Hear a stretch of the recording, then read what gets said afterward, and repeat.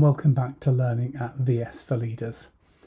We hope you had a wonderful festive season and a relaxing and peaceful new year. The new year often brings with it renewed motivation, and for many of us it's a time to think and plan for the year ahead. As busy leaders, our tendency can be to reflect and plan with a focus on the team, what we need to achieve in the year ahead and how we're going to do that. However, this January we'd like to invite you to begin somewhere different, with yourself. So the focus of our learning for the next 4 weeks will be the importance of self-leadership, an area that we tend to at best ignore, or at worst we see as a little bit selfish. However, the ability to lead ourselves effectively is essential for anyone leading a team. So we unapologetically give you permission to focus on you for the next few weeks. In today's fast-paced world, the ability to lead oneself effectively is crucial. When we talk about self-leadership, we're talking about the ability to take ownership of your life and intentionally shape the journey of it. It's about leading yourself to achieve your personal and professional goals alongside helping the organisation to be successful. To do this, you need to have a good understanding of who you are, where you're headed and what you want to accomplish, together with the ability to manage your emotions and behaviour in a way that supports and drives your journey forward in a positive way. Whilst the definition of self-leadership has evolved over time, its early definition was based on 3 central theories: self-control, social cognitive theory and self-determination.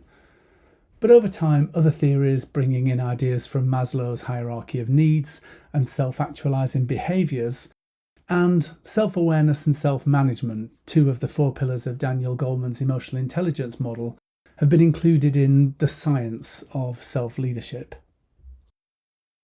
A useful framework for self-leadership is offered by Marietta Duplessis, who advocated a strengths-based approach to her model as a source of self-motivation and resilience. Rooted in the principles of positive psychology rather than traditional models which focused on correcting weaknesses, this framework functions to identify and leverage natural skills and talents, leaving you feeling better about yourself and capitalising on intrinsic motivations. The model offers several competencies across 4 core capabilities. Character strengths requires you to reflect on and identify those strengths you have and use them to make effective decisions. And when challenges arise, utilise the right strengths at the right time to build recovery and resilience. Abilities and talents is also about how we respond to challenge and adversity, and how we manage when things don't go as expected or how we imagine. Psychological capital is about developing the ability to keep a psychological state characterised by hope, resilience and optimism, inevitably leading to enhanced performance. Our ability to practice mindfulness and be present in moments keeps us grounded and in the here and now, whilst job crafting supports us to modify how we perceive tasks and work that we're involved in, how we negotiate relationships and interactions, and adapting the type, scope and sequence of tasks we're engaging with to give them more personal meaning and fulfilment. Environmental strengths allows us to consider our response to the environment around us and how we connect with that environment. This could be in the form of green spaces, blue spaces, and how we interact with those to draw energy, meaning and satisfaction.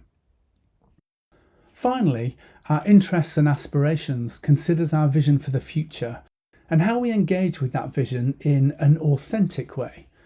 This is really about understanding our why, as Simon Sinek might put it.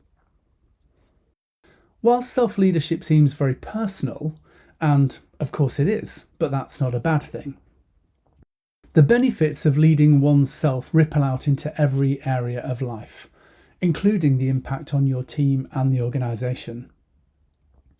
In the first instance, self-leadership helps keep you motivated and accountable, particularly when faced with challenges.